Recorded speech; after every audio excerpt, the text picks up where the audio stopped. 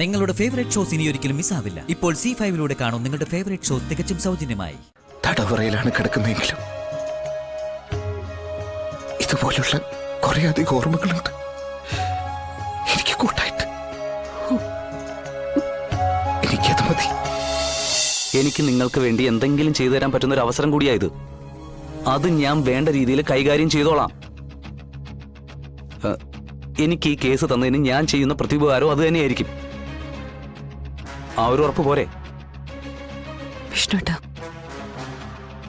വിഷ്ണുട്ടൻ എന്നോട് അല്പമെങ്കിലും സ്നേഹം ഉള്ളിലുണ്ടെങ്കിൽ എനിക്ക് വേണ്ടി ഇത് ഒപ്പിടണം.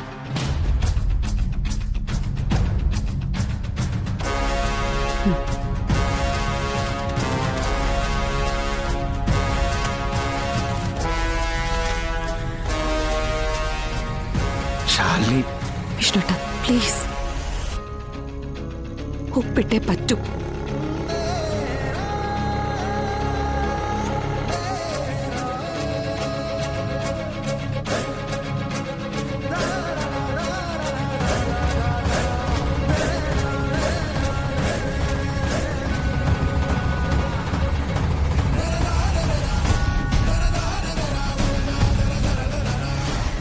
പ്ലീസ്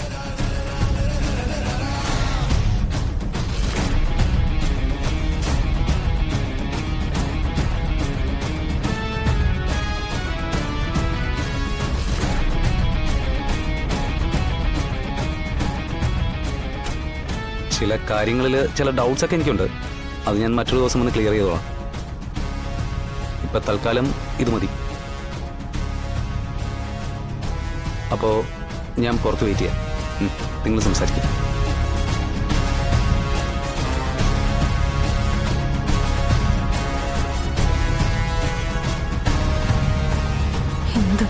എന്ത് വിഷ്ണുട്ട ഇത്?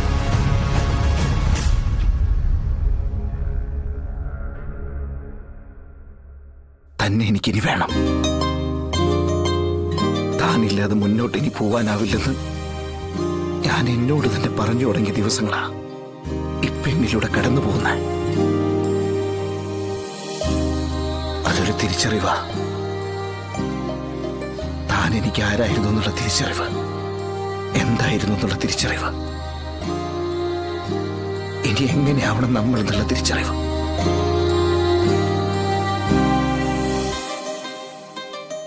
എനിക്ക് താൻ ആരൊക്കെയാണോ കേൾക്കാനുള്ള കൊതി കൊണ്ട് ചോദിക്കും. എങ്കിൽ പറ, ഞാൻ ആരാ? ഭാര്യയാണോ? കാമുകിയാണോ? അതോ ഇത് രണ്ടുമാണോ? അതോ ഒരു ഫ്രണ്ടാണോ? അത് ഇതെല്ലാം ആണോ?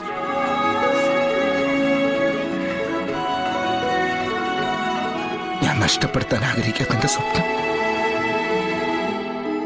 എന്റെ വേദന, എന്റെ സന്തോഷം, എന്റെ എല്ലാം താൻ തന്നെയാ. താൻ എനിക്ക് വെറും പ്രണയിയല്ല, പ്രാണം തന്നെയാ.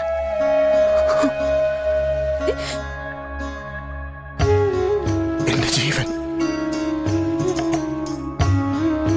തന്നോടുള്ള എന്റെ സ്നേഹത്തിന് അതിരുകളില്ല.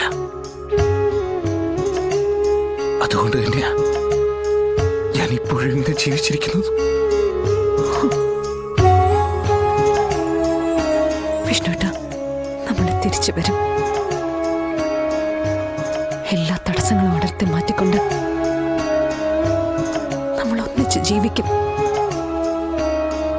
ഇനിയുള്ള ജീവിതകാലം മുഴുവൻ.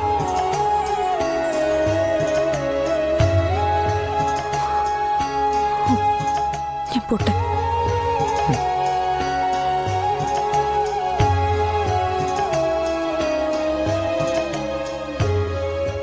തടവറയിലാണ് കിടക്കുന്നതെങ്കിലും ഇതുപോലുള്ള കുറെ അധികം ഓർമ്മകളുണ്ട് എനിക്ക് കൂട്ടായിട്ട്. എനിക്കത് മതി. അത് മാത്രം മതി. ഇനിയുള്ള സമയങ്ങൾ തള്ളി നീക്കാൻ അത് മാത്രം മതി.